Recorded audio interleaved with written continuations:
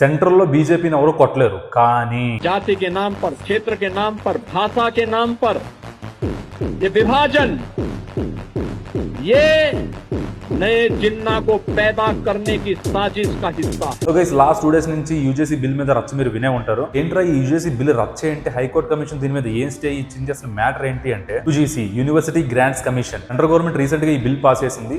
అసలు ఏంట్రా ఈ యూజీసీ బిల్ దేనికి ఉపయోగం అంటే ఎస్సీ ఎస్టీ ఓబీసీ వాళ్ళని కాలేజ్ లో కానీ యూనివర్సిటీలో కానీ ఎవరైనా ఎక్కడైనా హెరాస్ చేసినా, నీ కమ్యూనిటీ ఇది, నువ్వు ఈ జాతికి చెందిన వాడివి, ఇలాంటి అబ్యూజింగ్ మాటలు ఎవరైనా మాట్లాడినా డైరెక్ట్ గా జైలే. ఇష్యూ మీద ఇన్వెస్టిగేషన్లు, ఎంక్వైరీలు అవన్నీ సెకండరీ, ఫస్ట్ అయితే డైరెక్ట్ గా జైలు. ఇప్పుడు ఎంటైర్ నేషనల్ యూనివర్సిటీలో దీన్ని ఎందుకు అపోజ్ చేస్తుంది అంటే ఈ బిల్ పాస్ అయిన 48 అవర్స్ లో ఢిల్లీలో ఫస్ట్ కేసు రిజిస్టర్ అయింది. అంటే ఒక అబ్బాయి వెళ్ళి ఒక బ్రాహ్మణ అమ్మాయికి ప్రపోజ్ చేస్తాడు, ఆ అమ్మాయి పొలైట్ గా రిజెక్ట్ చేస్తుంది. నువ్వు నన్ను ఎలా రిజెక్ట్ చేస్తావు అని చెప్పి ఆ అమ్మాయి మీద కేసు వేస్తాడు. ఆ అమ్మాయి వాళ్ళ నాన్న అబ్బాయి దగ్గరికి వచ్చి కేసు వాపస్ చేసుకో అని చెప్పేసి కాంప్రమైజ్ చేసి 1000 కంపెన్సేషన్ ఎంతో ఇచ్చి కేసుని అక్కడ కాంప్రమైజ్ చేస్తారు. సో ఇది ఆ యూజీసీ బిల్ ఉన్న పవర్. ఇప్పుడు నేషనల్ వైడ్ జనరల్ కేటగిరీస్ లో ఉన్న స్టూడెంట్స్ కానీ నార్మల్ ఓటర్స్ కానీ ఎందుకు ఆ బిల్ కి అగెనిస్ట్ గా వెళ్తున్నారు అంటే ఈ యూజీసీ బిల్ ని ఎవరైనా చాలా ఈజీగా మిస్యూజ్ చేయొచ్చు. ఎస్సీ ఎస్టీ ఓబీసీ స్టూడెంట్స్ కి బిల్ పాస్ చేయడం తప్పు కాదు, కానీ ఒక కేసు రిజిస్టర్ అయిన తర్వాత ప్రాపర్ ఇన్వెస్టిగేషన్ లేకుండా, ప్రాపర్ ఎంక్వైరీ లేకుండా డైరెక్ట్ గా యాక్షన్ తీసుకుంటే ప్రతి ఒక్కరు దీన్ని మిస్యూజ్ చేయడానికి చూస్తారు. ఇప్పుడు ఈ బిల్లులో ఇంకొక యాంగిల్ ఏంటంటే బీజేపీ నుంచి నెక్స్ట్ పీఎం క్యాండిడేట్ ఎవరు అని చెప్పేసి ఒక పెద్ద క్వశ్చన్ మార్క్ అయింది. చూసుకుంటే నేషనల్ వైడ్ లోని యోగి ఆదిత్యనాథ్ గారికి బేపసమైన ఫాలోయింగ్ ఉంది. దట్టు స్ట్రైట్ గా 2 సార్లు సీఎం గా గెలిచారు ఆయన ఉత్తరప్రదేశ్ లో. ఇప్పుడు ఈ కట్టర్ హిందూస్ పార్టీస్ కానీ లేదంటే ఆర్ఎస్ఎస్ కానీ మెజారిటీ ఆఫ్ ద సపోర్ట్ యోగి గారికి వెళ్తారు. సో నెక్స్ట్ పీఎం యోగి గారు అవ్వకూడదు అని చెప్పి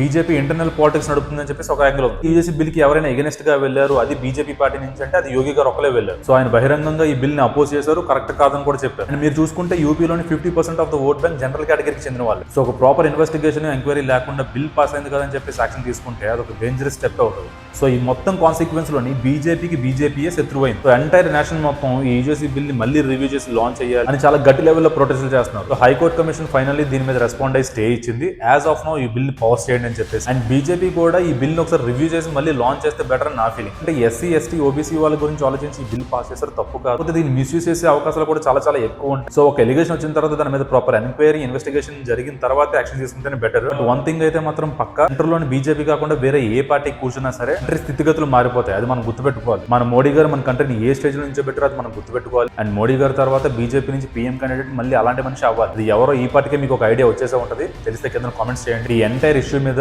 మీ ఒపీనియన్ ఏంటో కింద కామెంట్స్ లో చెప్పండి. అండ్ వెళ్తూ సబ్స్క్రైబ్ చేసుకోవడం మర్చిపోకండి. జై హింద్, జై శ్రీరామ్.